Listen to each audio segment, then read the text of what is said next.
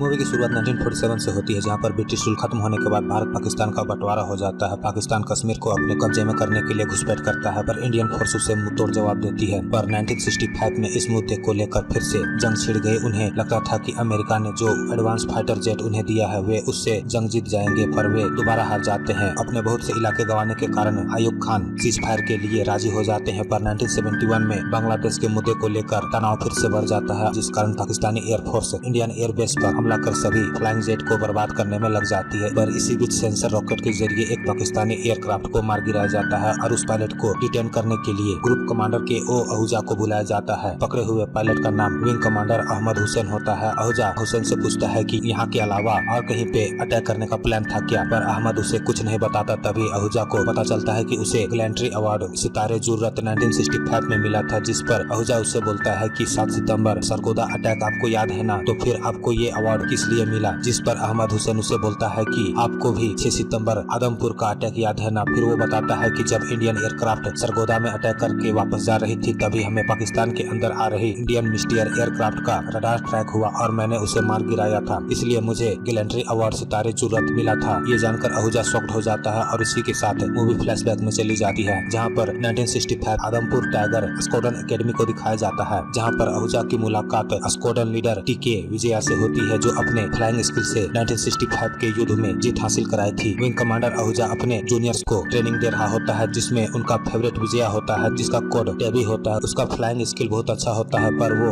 अपने सीनियर्स का रूल न मानने में भी आगे रहता है। आहूजा अपने सीनियर ऑफिसर लॉरेंस के पास जाता है। वो उसे बताते हैं कि पाकिस्तान के पास स्टार ट्रैकर एयरक्राफ्ट है, जो हमारे लिए मुसीबत खड़ा कर सकता है और ये अमेरिका ने उन्हें गिफ्ट किया है। हमारे पास इतना फंड नहीं है कि हम इस तरह के एडवांस एयरक्राफ्ट में इन्वेस्ट कर सके। आहूजा अपने जूनियर्स को बताता है कि पाकिस्तान के पास स्टार ट्रैकर आ चुका है, जिसकी दुगनी स्पीड है, और हमारे पास मिस्टियर एयरक्राफ्ट है जो सिंगल सिलेंडर बैरल कैनन का है, पर उनके पास मल्टी बैरल कैनन एयरक्राफ्ट है। इसके साथ ही एयर टू एयर मिसाइल भी है, जिस पर टेबी आहूजा को बोलता है कि इस तरह हम कैसे उनसे लड़ पाएंगे। आहूजा बोलता है कि हम उनके स्ट्रेंथ को उन्हीं के खिलाफ इस्तेमाल करके लड़ेंगे। इसके बाद आहूजा टेबी को कांग्रेचुलेशन देता है। दरअसल वो बहुत ही जल्द पिता बनने वाला होता है। जिसके बाद आहूजा टेबी से गीता के बारे में पूछता है, तो वो बताता है कि गीता हमेशा इस टेंशन में रहती है कि कहीं मुझे कुछ हो न जाए। आहूजा टेबी को गीता के साथ पार्टी में आने को बोलता है। टेबी आहूजा को गिफ्ट देता है, पर आहूजा बोलता है कि जिस दिन तुम मुझे साबित कर दोगे कि तुम बेस्ट पायलट हो, तब जाके मैं ये गिफ्ट तुम्हारे साथ खोलूंगा। और वो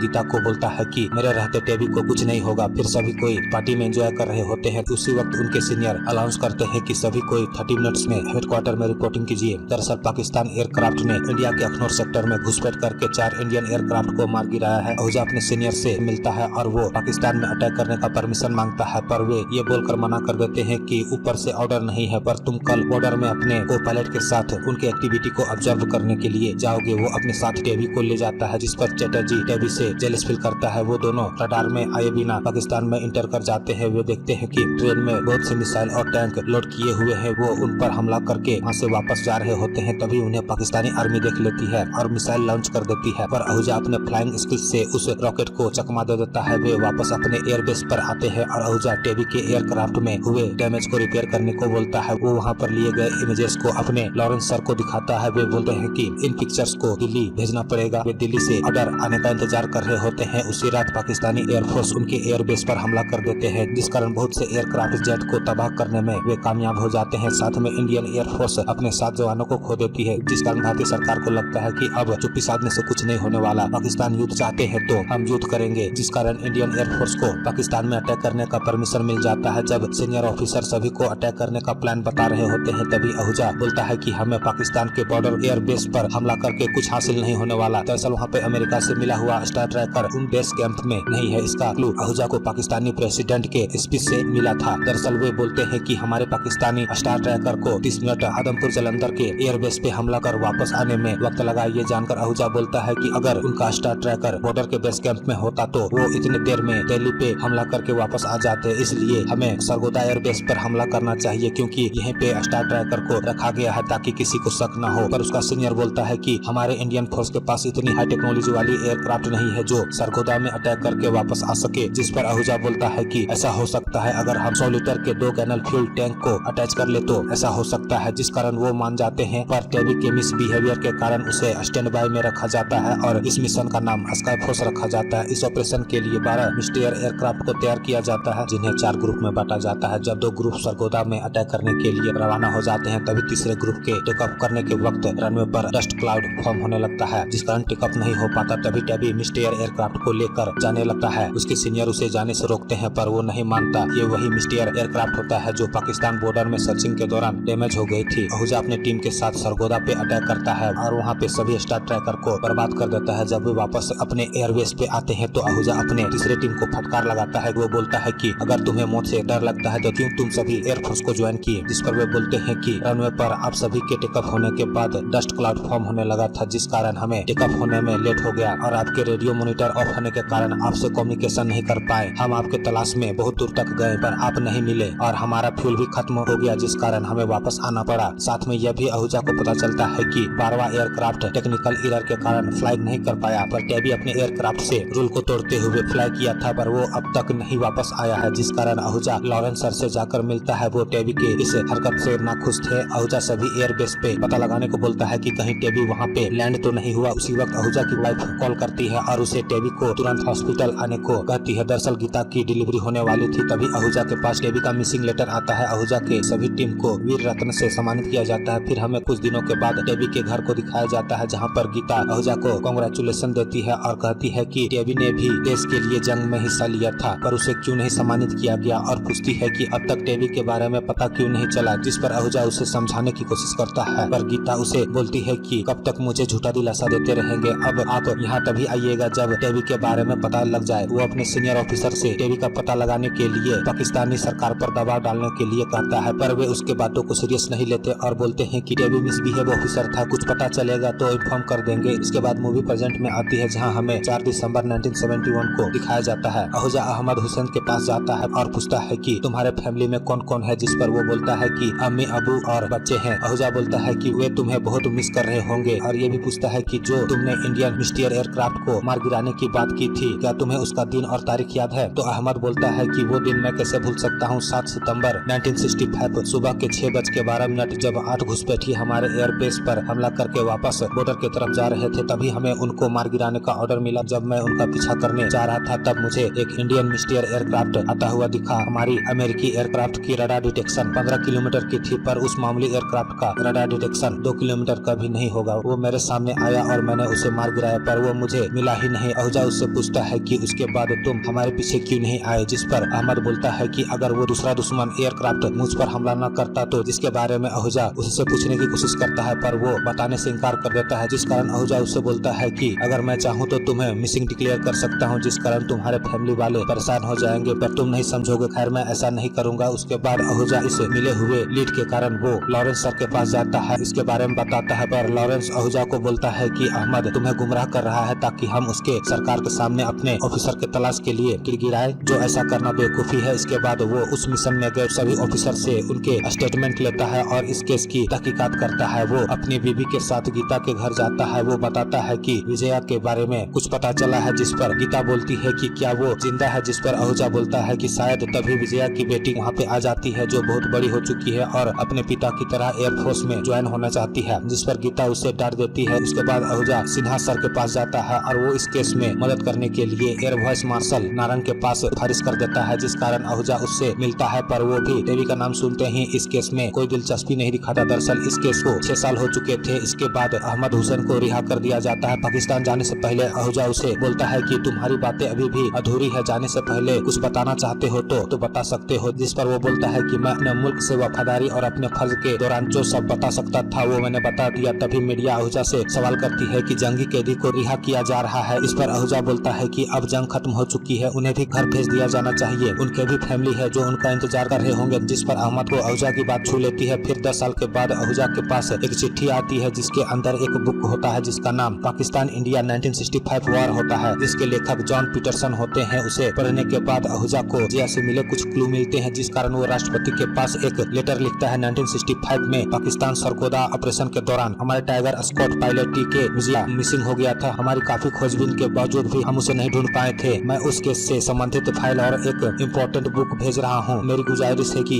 एक बार इस विषय में जरूर एक नजर डालें और कार्रवाई कराएं। इस फाइल को पढ़ने के बाद इस केस को रीओपन करने का आदेश राष्ट्रपति के द्वारा दिया जाता है, जिस कारण इस केस को मार्शल नारंग अपने जूनियर ऑफिसर चटर्जी को सौंपता है। वो इस केस के सिलसिले में ओम आहूजा से जाकर मिलता है। वो इस केस के लिए हेल्प मांगता है, जिस पर आहूजा बोलता है कि मुझे इसके लिए कुछ जगहों पर पर्सनली विजिट करना होगा। इसके बाद वो लंदन, फ्रांस, अमेरिका जाता है और वापस इंडिया आता है और इंक्वायरी कमीशन बैठाया जाता है, जिस पर इंक्वायरी ऑफिसर लॉरेंस सर से पूछते हैं कि अपने सरगोदा ऑपरेशन के सभी पायलटों को वायुसेना वीर चक्र के लिए रिकमेंड किए थे सिवाय टीके विजया के। तब लॉरेंस बोलता है कि वो एक अनरिस्पॉन्सिबल ऑफिसर था जो अपने सीनियर्स की बात न मानकर अकेले एनिमी टेरिटरी में घुस गया था, इसलिए हमने उसे सम्मान के लिए रिकमेंड नहीं किया और न्यू आने वाले फाइटर पायलट के जनरेशन को एक अलग एग्जाम्पल सेट करके नहीं दे सकते थे। इसके बाद आहूजा से इस केस के बारे में पूछा जाता है कि आपने इस केस के लिए बहुत से देश में जाकर विजिट किए, जरा हमें भी बताइए इस केस में क्या हुआ। तभी आहूजा बोलता है कि मैं इस बुक के राइटर से जाकर मिला। इस बुक में उन्होंने चैप्टर 13 में एक इंडियन पायलट का जिक्र किया है। फिर मैं अमेरिका गया, जहाँ पे मुझे पता चला कि 1965 में एक इंक्वायरी कमीशन बैठाई गई थी कि किस तरह एक मामूली एयरक्राफ्ट ने हमारी स्टार ट्रैकर जैसे एडवांस सेंसर मिसाइल को चकमा दे दिया, जिस कारण वे उस पे रिसर्च करके उस मिसाइल तकनीकी में सुधार किए। तब सभी पूछते हैं कि विजया ने ऐसा किया कैसे। तब वो बताता है कि ये मुझे विजया ने बताया है, जिस कारण सभी ऑफिसर उसे बोलते हैं कि तुम विजया से मिले क्या। फिर हम देखते हैं कि आहूजा पाकिस्तान अहमद हुसैन के पास जाता है, जो बताता है कि मैं अपने ड्यूटी के फर्ज के दौरान आपको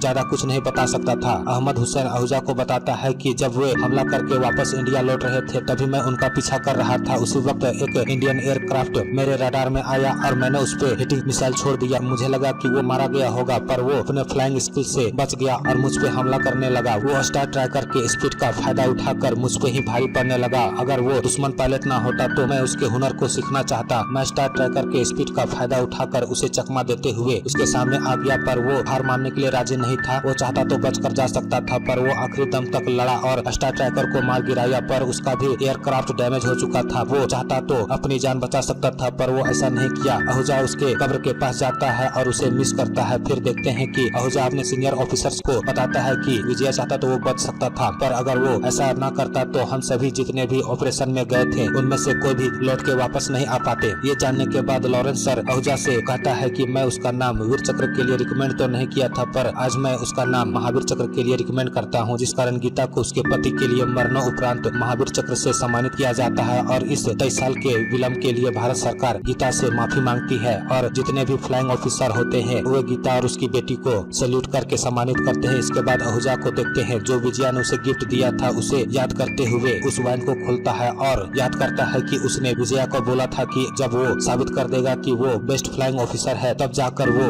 उसके साथ ये गिफ्ट खोलेगा। इसी के साथ ये मूवी यहीं पर समाप्त हो जाती है। अगर आपको इसी तरह की मूवी एक्सप्लेनेशन देखनी हो तो मेरे YouTube चैनल को सब्सक्राइब करें और बेल का आइकन जरूर दबाएं ताकि मेरे हर एक वीडियो का नोटिफिकेशन आप तक पहुंच सके।